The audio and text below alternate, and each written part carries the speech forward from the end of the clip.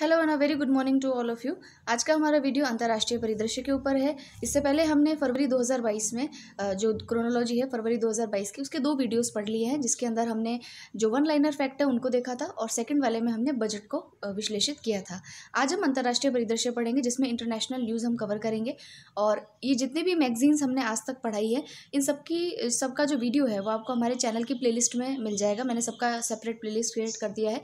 उसके अलावा आपको इस जितने भी मैगजीन्स हमने आज तक पढ़ी हैं उन सभी का जो पीडीएफ है वो मेरे Telegram channel study for RS and IAS वहाँ पर मिल जाएगा, तो आप उस चैनल को ज्वाइन कर सकते हैं।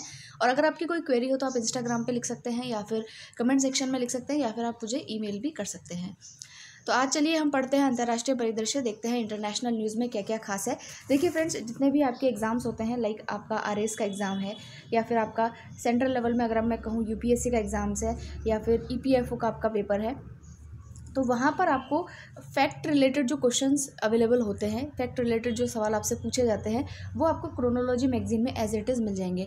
लाइक ईपीएफओ का हमने जब पेपर दिया था, आप हमेशा कहेंगे कि आप ईपीएफओ का पेपर का बहुत ज़्यादा संदर्भ देते हैं, जस्ट बिकॉज इसीलिए कि आपको पता रहे कि कैसे कैसे पेपर्स जो होते हैं उसमें जो क्वेश्चन आ रहे हैं जो आपको कहीं नहीं मिलेंगे, वो आपको क्रोनोलॉजी मैगजीन में बहुत ईजिली मिलेंगे। मैं ये नहीं कह रही कि कहीं नहीं मिलेंगे, दृष्टि के वेबसाइट पर मिल जाएंगे, विज़न वाले पे मिल जाएंगे, कई सारे जो कोचिंग इंस्टीट्यूट है उन्होंने पढ़ाया होगा।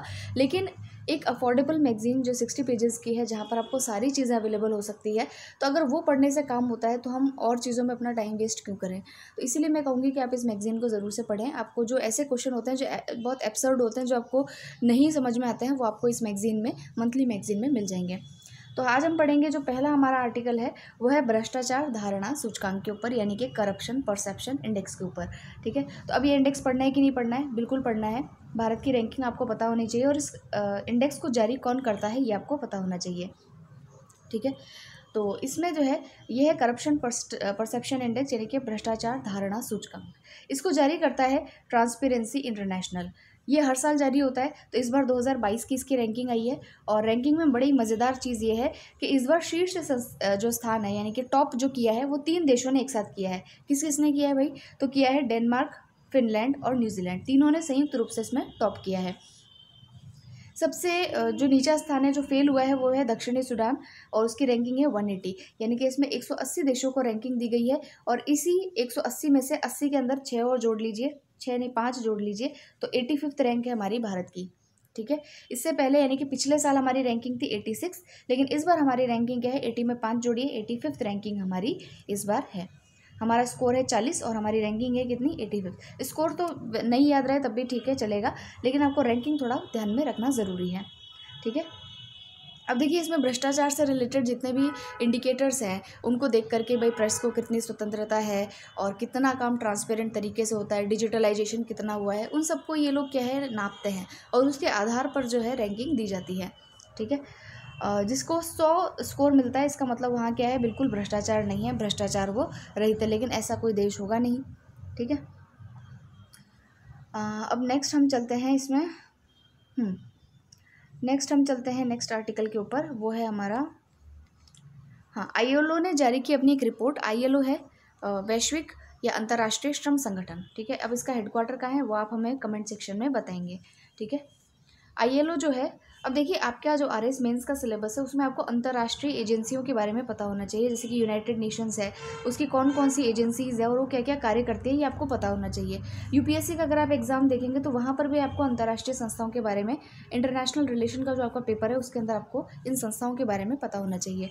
तो देखिए अभी आईएलओ ने एक रिपोर्ट जारी की है, तो आपको रिपोर्ट का नाम पता होना चाहिए। आपसे पूछ लिया जाएगा कि फलानी रिपोर्ट जो है किसके द्वारा जारी की गई, तो रिपोर्ट का नाम है world employment and social outlook trend.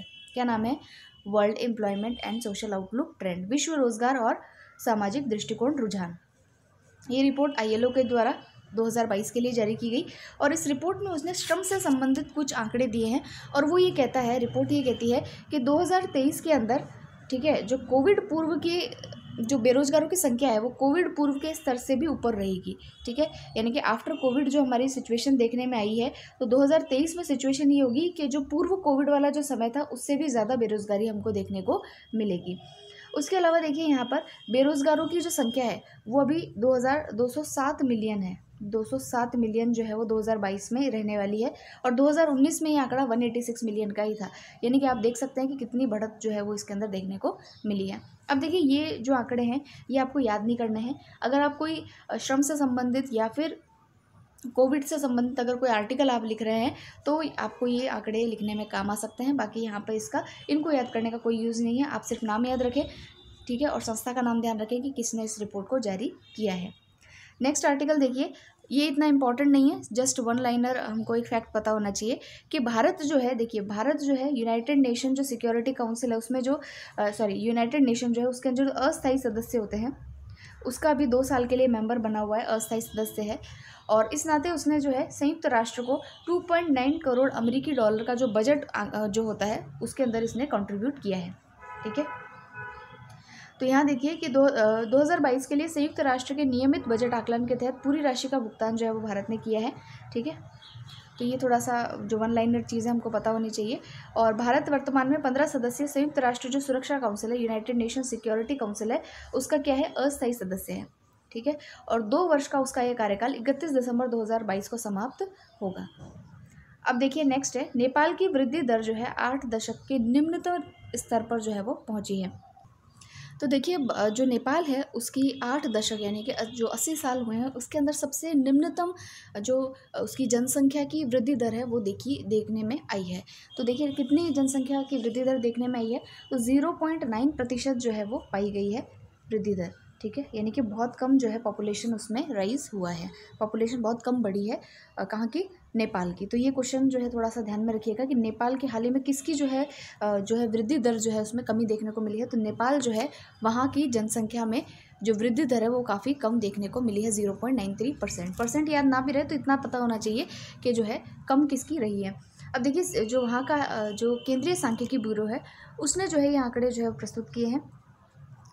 Bharat के साथ में देखिए नेपाल जो है वो कई क्षेत्रों पर भारत का सीमा विवाद चलता है नेपाल के साथ में। उन क्षेत्रों के नाम आपको पता होना चाहिए, जैसे कि एक लिपू लेक है, काला पानी है और लिम्पियाधुरा है, ठीक है। आईआर के पॉइंट ऑफ व्यू से काफ़ी इंपॉर्टेंट ये चीज़ें आपको पता होनी चाहिए कि भारत के उसके पड़ोसी देशों के साथ में संबंध क्या है। ये आरएस मेंस का सिलेबस है आपका, यूपीएससी में भी आपको पढ़ना है कि भारत का अपने पड़ोसी देशों के साथ में क्या संबंध है।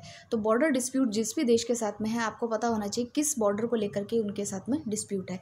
तो नेपाल के साथ में लिपू लेक, काला पानी और लिम्पियाधुरा जो है उसके लेकर के डिस्प्यूट है।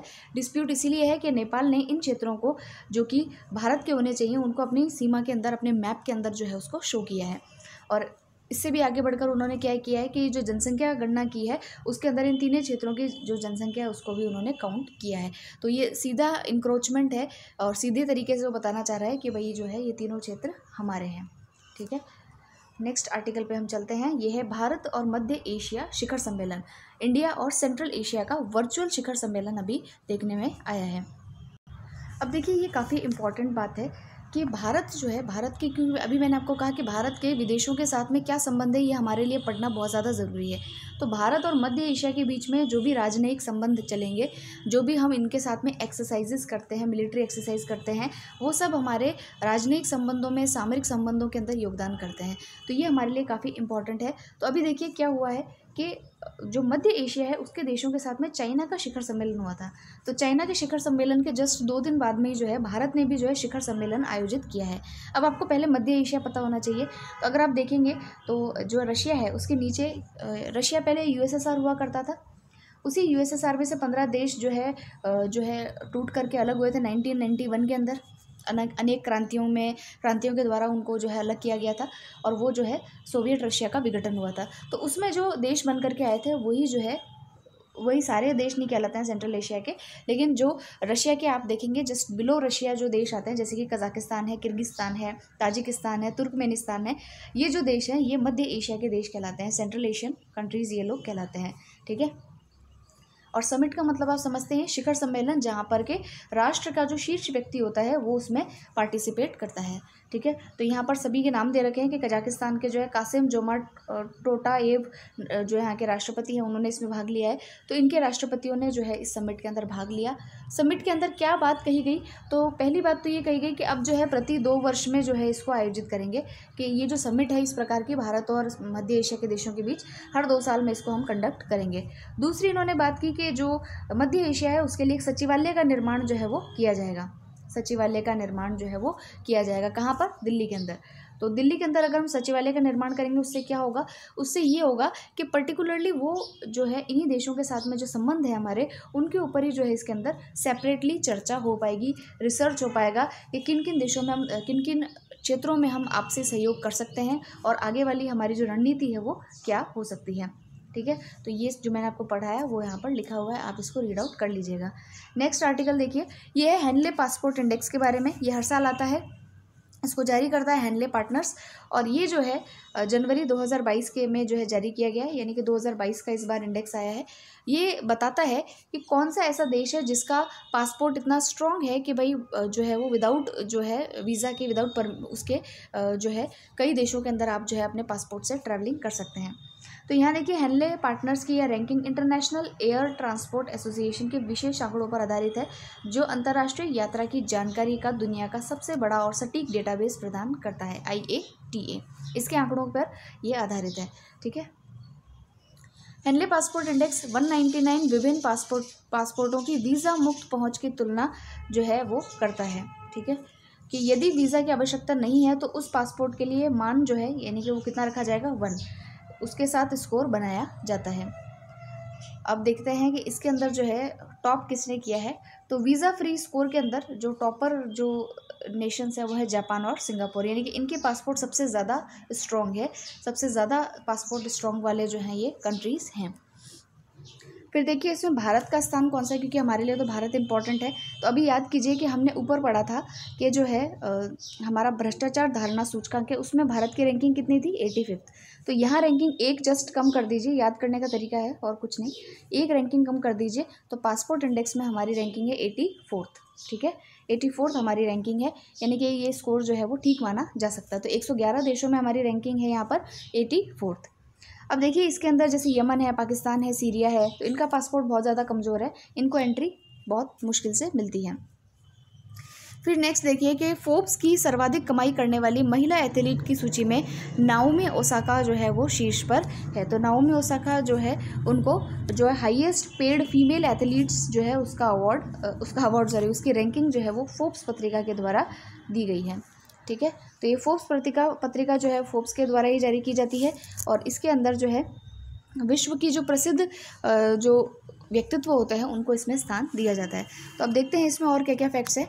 तो प्रसिद्ध अमेरिकी पत्रिका फोर्ब्स के द्वारा जारी विश्व की सर्वाधिक कमाई करने वाली महिला एथलीट की इस सूची में 10 खिलाड़ियों में से शीर्ष 3 सहित कुल 5 टेनिस खिलाड़ी हैं और 2 गोल्फ के खिलाड़ी हैं। टॉप 10 में 5 तो टेनिस के हैं और 2 गोल्फ के खिलाड़ी हैं, और एक जिम्नास्टिक और बैडमिंटन और बास्केटबॉल के खिलाड़ी हैं। इसके अंदर जो है 4 बार की जो टेनिस में ग्रैंड स्लैम विजेता हैं जिनका नाम है नाओमी ओसाका, ये टेनिस से संबंधित है और इनको जो है इसमें सर्वश्रेष्ठ स्थान जो है वो दिया गया है। भारतीय कोई है क्या, तो देखिए भारतीय भी इसके अंदर सम्मिलित है। तो इसके अंदर भारत की जो PV सिंधु है जो कि बैडमिंटन से संबंधित है, उनको इसके अंदर 7वें नंबर पर जो है वो रखा गया है, और इसके अंदर PV सिंधु स्थान पाने वाली एकमात्र भारतीय खिलाड़ी हैं, ये भी हमको ध्यान में रखना है। तो ये है आपका पूरा चार्ट, पूरा याद नहीं रखना है। इसके अंदर Naomi Osaka, Serena Williams, Venus Williams, Simone Biles और ये जो हैं ये खिलाड़ी हैं, लेकिन भारत की इनमें से कौन सी है, तो PV सिंधु है, बस इनका नाम आपको ध्यान रखना है। नेक्स्ट आर्टिकल देखिए कि भारत ने श्रीलंका को $90 करोड़ की वित्तीय सहायता देने की जो है वो घोषणा की है। अभी श्रीलंका के अंदर जो है बहुत ज़्यादा जो है इकोनॉमिक क्राइसिस चल रहा है, यानी कि वित्तीय संकट वो झेल रहा है, और इसके लिए इसने कई जगहों से कर्जा लिया है, जैसे कि चाइना से उसने कर्जा लिया है। ठीक है, और वो कर्जा भी उसको चुकाना है। विश्व में जो वर्ल्ड बैंक वगैरह वहाँ से उसने कर्जा लिया है। तो भारत ने जो है $90 करोड़ जो है उसका वित्तीय सहायता देने का जो है एग्रीमेंट किया है। करेंसी स्वैप एग्रीमेंट भी जो है इसके साथ में किया है, करेंसी स्वैप एग्रीमेंट जो है वो भी जो है वो श्रीलंका के साथ किया गया है। इसके तहत क्या होता है ना कि जो सेम करेंसी होती है उसको एक्सेप्ट कर लिया जाता है। जैसे कि मान लीजिए कि अगर हमें अमेरिका से कोई कर्ज़ लेना होगा तो हम कर्ज़ हमको वो डॉलर में मिलेगा तो डॉलर में ही हमको चुकाना पड़ेगा। करेंसी स्वैप एग्रीमेंट में क्या होता है, क्योंकि अब देखिए डॉलर तो काफ़ी मजबूत करेंसी है, लेकिन जो रुपी है वो इतना मजबूत नहीं है डॉलर के कंपैरिजन में। तो हम जब सेम करेंसी में कर्ज़ लेते हैं और कर्ज़ को चुकाते हैं तो वो करेंसी स्वैप एग्रीमेंट होता है। तो श्रीलंका के साथ में करेंसी स्वैप एग्रीमेंट हुआ। श्रीलंका की वित्तीय स्थिति जो है वो अभी काफ़ी कमज़ोर जो है वो हो रखी है। नेक्स्ट आर्टिकल देखिए, मिस्र बनेगा ब्रिक्स बैंक का नया सदस्य। ब्रिक्स देशों के बारे में आपको पता ही है, जिसके के अंदर बी यानी Brazil, R for Russia, I for India, C for China and S for South Africa. ठीक है, तो इसके अंदर जो है न्यू डेवलपमेंट बैंक, इनका अपना अलग बैंक है। इस पूरी संस्था का अपना अलग से बैंक है जिसको न्यू डेवलपमेंट बैंक कहते हैं। अब इसके अंदर देखिए मिस्र जो है वो भी इसके अंदर शामिल होने वाला है। तो देखिए मिस्र जो है एनडीबी में शामिल होने वाला चौथा नया सदस्य होगा। एनडीबी इससे पहले बांग्लादेश, संयुक्त अरब अमीरात और उरुग्वे को अपने नए सदस्य के रूप में शामिल कर चुका है। ये बहुत इंपॉर्टेंट चीज़ है, इसको आप अंडरलाइन कर लीजिएगा कि मिस्र जो है नेशनल डेवलपमेंट बैंक में शामिल होने वाला चौथा देश है। पहला कौन सा था? बांग्लादेश, फिर संयुक्त अरब अमीरात और उरुग्वे। इन तीनों के अलावा अभी किसको शामिल किया गया है? मिस्र को इसमें शामिल किया गया है। ठीक है, मिस्र यानी इजिप्ट, मिस्र को कहते हैं इजिप्ट, इसकी राजधानी है कायरो। फिर देखिए एनडीबी के जो सदस्य हैं उनके बारे में, मिस्र के शामिल किए जाने के पश्चात इसके सदस्यों की संख्या 9 हो जाएगी। इसमें पहले से ब्राज़ील, रूस, भारत, चीन, दक्षिण अफ्रीका, बांग्लादेश, संयुक्त अरब अमीरात, उरुग्वे तो थे ही, और उसके अलावा मिस्र शामिल हो जाएगा। तो सदस्य कितने हो जाएंगे? टोटल 9। अब एनडीबी के बारे में कुछ पढ़ लेते हैं। तो देखिए एनडीबी को पहले ब्रिक्स बैंक के अनौपचारिक नाम से भी जाना जाता था। इसका कार्यालय कहाँ पर है? शंघाई, चाइना में है। एनडीबी ब्रिक्स समूह के देशों द्वारा स्थापित एक बहुपक्षीय विकास बैंक है। इसको 2014 में ब्राज़ील के फोर्टलेजा में आयोजित छठे ब्रिक्स शिखर सम्मेलन में ब्रिक्स के देशों के द्वारा संयुक्त रूप से स्थापित किया गया था और इसने अपना कार्य जो है 2015 में करना शुरू किया। तो एनडीबी जो है 2014 में स्थापित हुआ है। इसका हेडक्वार्टर शंघाई के अंदर है। फोर्टलेजा एग्रीमेंट के तहत जो इसको साइन किया गया था। फोर्टलेजा एक जगह है नेपाल के अंदर, ब्राज़ील के अंदर एक जगह है फोर्टलेजा। वहाँ पर जो छठा ब्रिक्स सम्मेलन हुआ था उसके तहत एनडीबी को स्थापित किया गया था। और इसके अभी सदस्य कितने हैं? तो इसमें 9 सदस्य हैं। रिसेंट कौन जुड़ा है? इजिप्ट जुड़ा है, जिसको हम कहते हैं मिस्र। ठीक है, नेक्स्ट आर्टिकल पे चलेंगे। अब देखिए फ्रेंड्स, जो मॉरिशस है ये हमारा पड़ोसी देश है और इसके साथ भारत के जो संबंध है वो काफ़ी अच्छे हैं और डिपेंड भी करता है कि कभी कभी जैसे कि मॉरिशस के अंदर जैसे कोई भी आर्थिक संकट होता है या कोई भी इस प्रकार के, जैसे एक बार तो जो है वाटर क्राइसिस आया था, तो यहाँ से जो फिल्टर वाटर है, पीने का जो पानी है, वो मॉरिशस में भारत के द्वारा पहुंचाया गया था। तो मॉरिशस में जितने भी डेवलपमेंट प्रोजेक्ट्स होते हैं उसके अंदर भारत का काफ़ी योगदान रहता है। तो इस बार भी भारत ने जो है कई परियोजनाओं का वहाँ उद्घाटन किया, जैसे कि सोशल हाउसिंग यूनिट प्रोजेक्ट। ठीक है, वहाँ पर जो है सामाजिक आवास की जो परियोजनाएँ हैं उसको जो है उन्होंने भारत ने चालू किया है। उसके अलावा देखिए भारत ने जो है अत्याधुनिक सिविल सर्विसेज कॉलेज और जो है सौर पीवी फॉर्म जो है उसका निर्माण जो है उसका भी शिलान्यास जो है भारत के द्वारा किया गया है वहाँ पर। उसके अलावा अगर आप यहाँ पर देखेंगे तो भारत ने मॉरिशस को विशेष आर्थिक पैकेज दिया है, यानी कि SEP स्पेशल इकोनॉमिक पैकेज दिया है, जिसके तहत उसने 5 जो है प्राथमिकता वाली परियोजनाएं जो है उनको पूरा किया है। कौन कौन सी परियोजना? जैसे कि मेट्रो एक्सप्रेस परियोजना, सुप्रीम कोर्ट का भवन, नया ENT हॉस्पिटल, प्राथमिक स्कूल, डिजिटल टैबलेट, बच्चों को डिजिटल टैबलेट की आपूर्ति, ये सारी जो योजनाएं हैं ये भारत की सहायता से मॉरिशस के अंदर पूरी हुई है। इसके अलावा तो जो यहाँ है वही चीज़ें ऊपर जो लिखी थी वही है। तो ये भारत और मॉरिशस के संबंधों के बारे में था। नेक्स्ट आर्टिकल देखेंगे। सो नेक्स्ट आर्टिकल है एंटागुआ और बारबुडा जो है वो ISA में शामिल हुए हैं। ISA के बारे में तो मैंने अनगिनत बार आपको बता दिया है। यह है इंटरनेशनल सोलर अलायंस, जो कि इंडिया और फ्रांस के द्वारा जो है 2015 में इसको स्थापित किया गया था और इसका जो हेडक्वार्टर है वो गुरुग्राम के अंदर है। यहाँ पर पहले तो ऐसा था कि जो आपके ट्रॉपिकल कंट्रीज़ थे, यानी कि उष्णकटिबंधीय क्षेत्र में जितने भी देश आते थे वो इसके जो है सहयोगी बन रहे थे और इसके अंदर जो है सौर ऊर्जा के ऊपर जो है वो बल दिया गया है कि सौर ऊर्जा के द्वारा जो है हम जो है ऊर्जा का उत्पादन करेंगे, ना कि आपके फ्यूल्स के द्वारा यानी कोल वगैरह के द्वारा नहीं करेंगे। तो ये तो पहले ऐसा था, लेकिन इसके बाद में इसमें कई सारे देश और भी इंक्लूड होते गए, कई सारे देशों ने इसमें पार्टिसिपेट किया और अभी इसमें जो है 102 नंबर वाला जो राष्ट्र बना है वो है एंटागुआ और बारबुडा। ये कहाँ पर है? तो आपने यहाँ पर देखा होगा, ये है नॉर्थ अमेरिका के पास में यहाँ पर कैरिबियन सी है। तो यहाँ कैरिबियन जो आइलैंड है उस कैरिबियन आइलैंड के ये 2 देश हैं, ठीक है। ये जो एक राष्ट्र है जिसका नाम है एंटीगुआ और बारबुडा, तो इन लोगों ये जो है यहाँ पर अभी इसमें शामिल हुए हैं, ठीक है। तो ये आपको पता रह जाएगा। तो COP21 जो हुआ था, कॉन्फ्रेंस ऑफ पार्टी 21, जो कि पेरिस के अंदर हुआ था, वहाँ पर जो है भारत और फ्रांस जो है इन्होंने ISA के गठन की घोषणा की थी 2015 में। तो ये था कुछ factual news. So next article है, जापान और ऑस्ट्रेलिया ने ऐतिहासिक रक्षा समझौते पर जो है हस्ताक्षर किए हैं। आपको पता होगा कि ऑस्ट्रेलिया भी चर्चा में था, क्योंकि ऑस्ट्रेलिया ने ऑकस जो ट्रीटी है उस पर साइन किया था। तो ऑकस ट्रीटी थी वो USA, ब्रिटेन और ऑस्ट्रेलिया के मध्य जो है वो की गई थी। और वही रीज़न तो सेम ही था कि भाई जो हिंद प्रशांत जो क्षेत्र है उसके अंदर चाइना का जो बढ़ता हुआ प्रभाव है उसके लिए USA जो है अपने कुछ पार्टनर्स को या एलाइज़ को या सहयोगियों को तैयार कर रहा है रक्षा सहयोग दे करके, ताकि उनका आगे जाकर भविष्य में इस्तेमाल किया जा सके। तो ऑस्ट्रेलिया को उसके लिए चुना गया था। अभी जापान ने भी जो है एक एग्रीमेंट जो है वो साइन किया है ऑस्ट्रेलिया के साथ। जापान ने साइन किया, याद रखिएगा, जापान ने एक एग्रीमेंट साइन किया ऑस्ट्रेलिया के साथ जिसका नाम है रेसिप्रोकल एक्सेस एग्रीमेंट। क्या नाम है? Reciprocal access agreement. हिंदी में बोलेंगे पारस्परिक पहुंच समझौता, ठीक है।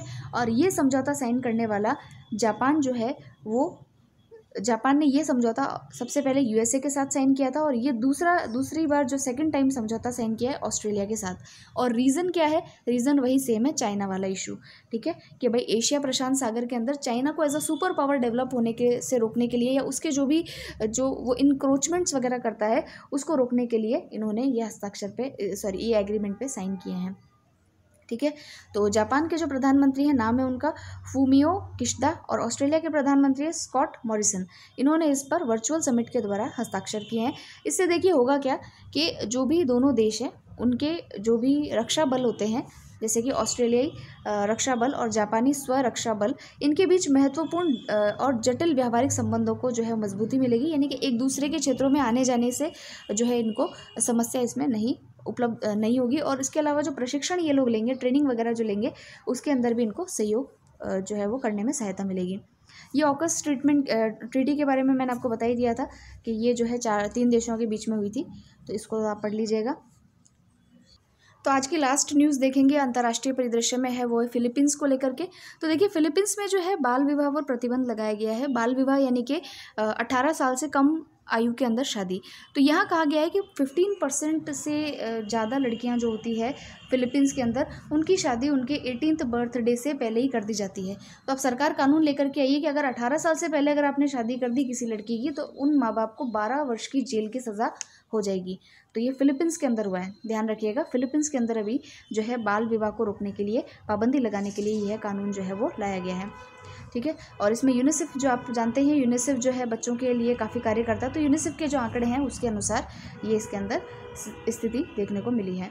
तो काफ़ी इंपॉर्टेंट है। अगर आप कहीं पर भी बाल विवाह से संबंधित या ऐसी कोई चीज़ लिख रहे हो तो उसमें आप इसका हवाला जो है वो दे सकते हैं।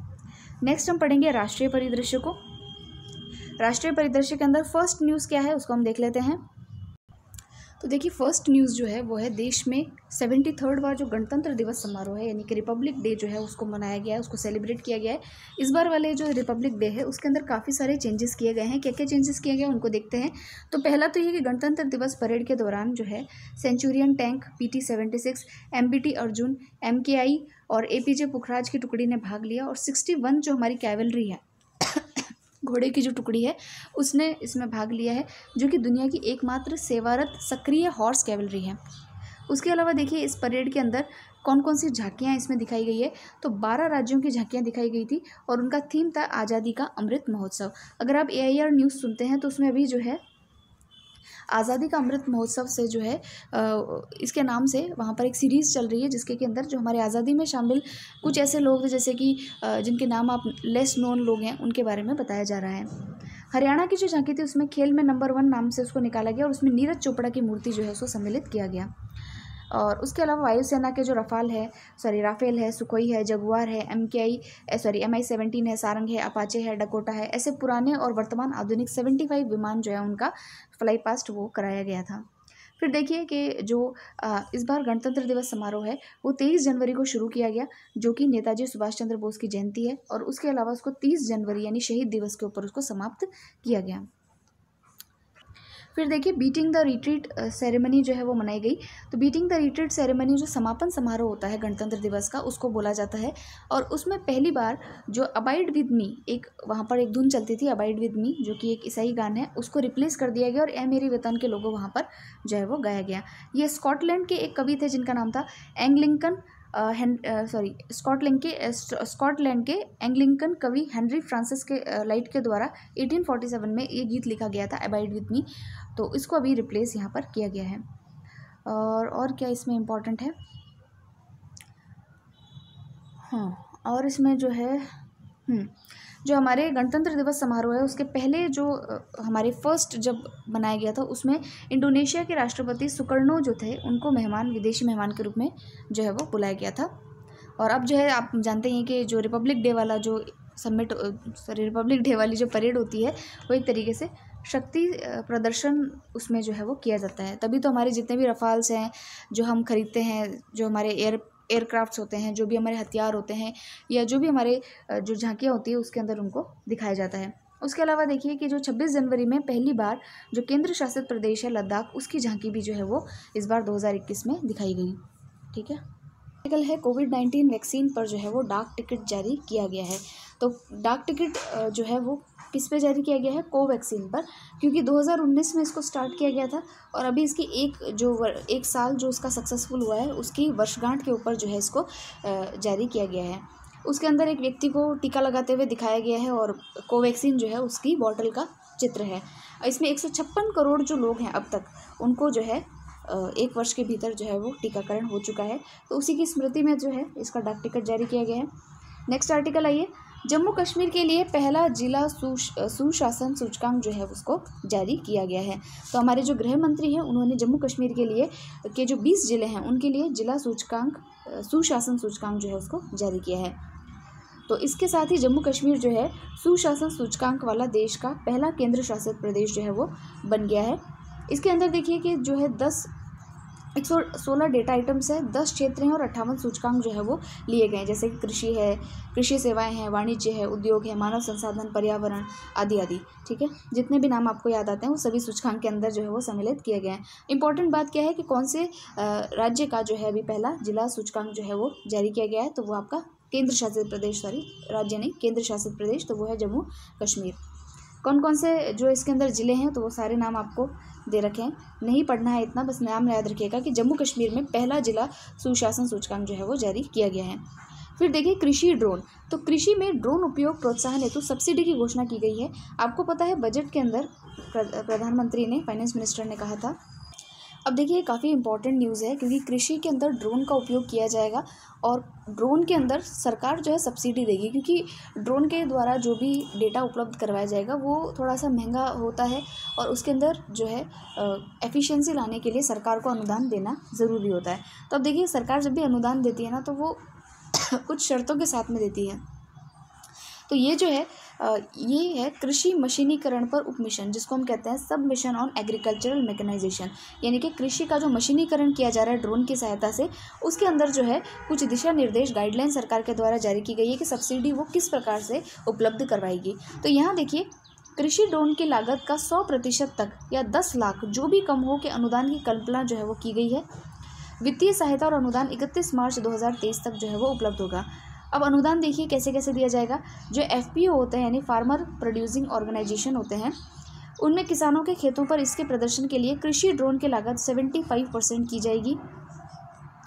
उसके अलावा यहाँ देखिए कि जो कस्टम हायरिंग सेंटर्स होते हैं उनको ड्रोन और उससे जुड़े जो सामान होते हैं उनके ऊपर 40% या 4 लाख जो भी कम हो वो अनुदान दिया जाएगा। जो कस्टम हायरिंग सेंटर की स्थापना कर रहे कृषक स्नातक ड्रोन और उससे जुड़े जो सामान है उसमें 50% या ड्रोन खरीद के 5 लाख रुपए तक जो है वो सब्सिडी दी जाएगी। तो इस सब्सिडी की शर्तें हैं, तो आप बेटर है कि आप इनको जब भी आपका एग्जाम आए उस समय आप इनको एक बार रिवाइज कर लें कि शर्तें इसमें क्या क्या है, ड्रोन के अंदर सब्सिडी की शर्तें क्या क्या है। इस प्रकार के क्वेश्चन एग्जाम्स में पूछ लिए जाते हैं। नेक्स्ट आर्टिकल देखेंगे, 5 राज्यों के अंदर विधानसभा चुनावों की जो तिथियां जो है वो घोषित की गई है। कौन कौन से वो 5 राज्य हैं आपको पता ही है। सबसे बड़ा राज्य उत्तर प्रदेश, उसके अलावा पंजाब और उसके अलावा उत्तराखंड, फिर है गोवा और फिर मणिपुर। ठीक है, तो उत्तर प्रदेश में 403, पंजाब के अंदर 117, उत्तराखंड में 70, मणिपुर में 60 और गोवा के अंदर 40 विधानसभा सीटों के लिए जो है वो चुनाव कराए जाएंगे और ये विभिन्न चरणों के अंदर जो है इन चुनावों को संपन्न किया जाएगा। उत्तर प्रदेश विधानसभा का कार्यकाल 14 मई को पूरा हो रहा है, जबकि उत्तराखंड और पंजाब विधानसभा का कार्यकाल 23 मार्च को समाप्त होगा। तो इसकी मतदान की तिथियां हैं, तो देखिए उत्तर प्रदेश में जो चुनाव है वो 7 चरणों में किया जाएगा। 7 लेवल्स के अंदर ये चुनाव होंगे और ये चुनाव चलेंगे मार्च तक, 10 मार्च 2022 तक। उसके अलावा मणिपुर के अंदर 2 चरणों में, पंजाब के अंदर 1 ही चरण में, उत्तराखंड में 1 चरण में और गोवा के अंदर 1 चरण में। तो इन 2 का ही नाम ध्यान रखिएगा कि उत्तर प्रदेश में 7 चरणों में चुनाव होगा और मणिपुर के अंदर 2 चरणों के अंदर जो है वो चुनाव संपन्न करवाए जाएंगे। फिर नेक्स्ट आर्टिकल देखिए, निर्वाचन आयोग ने चुनाव में प्रत्याशी के व्यय की सीमा में जो है वो वृद्धि की है। भाई एक जो प्रत्याशी है वो कितना व्यय कर सकता है उसकी सीमा के अंदर इलेक्शन कमीशन ने जो है वो वृद्धि की है। तो अब कितनी की है हम भी देख लेते हैं, कभी चुनाव लड़ना होगा तो हमें पता चले क्यों। तो देखिए बड़े राज्यों में 70 लाख से बढ़ाकर के 95 लाख रुपीस अब आप खर्च कर सकते हैं। छोटे राज्यों में 54 लाख से बढ़ाकर 75 लाख, ठीक है। और विधानसभा क्षेत्रों के अंदर जो बड़े राज्य होते हैं उसमें 28 लाख से बढ़ाकर 40 लाख और छोटे राज्यों में 20 लाख से बढ़ाकर 28 लाख। मतलब ऐसा लग रहा है मजाक हो रहा है कोई, है ना। तो करोड़ों रुपए का जो व्यय होता है और उसके अंदर जो है इन्होंने लाखों रुपए ही बताए हैं। अब देखिए ये जो सिफारिशें हैं वो चुनाव आयोग ने एक समिति गठित की थी, जिनमें जो हेड ऑफ़ द समिति थे वो थे हरीश कुमार, जो कि एक IRS ऑफिसर थे। उनकी अध्यक्षता में ये समिति गठित की गई थी और उन्होंने कहा कि भाई अभी मुद्रास्फीति बहुत बढ़ गई है, 2014 के बाद से आपने रिवाइज़ ही नहीं किया है, तो आप बताइए कि जो व्यय सीमा है उसको इंक्रीज़ किया जाना चाहिए। फ्रेंड्स नेक्स्ट आर्टिकल है, भारत का जलवायु विपत्ति व भेद्यता Atlas launch, climate research and services, ठीक है। तो इसको जो है हम नेक्स्ट वीडियो के अंदर कवर करेंगे, क्योंकि वीडियो 30 मिनट्स का हो चुका है। इससे ज़्यादा वीडियो मुझे लगता है आप झेल नहीं पाएंगे। तो नेक्स्ट वीडियो में हम मिलते हैं और इसको कंटिन्यू करेंगे। जो थोड़ा सा राष्ट्रीय परिदृश्य बचा है उसके अलावा हम इकोनॉमिक सर्वे पढ़ेंगे और जो इंडियन फॉरेस्ट सर्वे की जो रिपोर्ट है उसको हम इसमें पढ़ेंगे। तो नेक्स्ट वीडियो में हम मिलते हैं। Thank you very much, all the very best to all.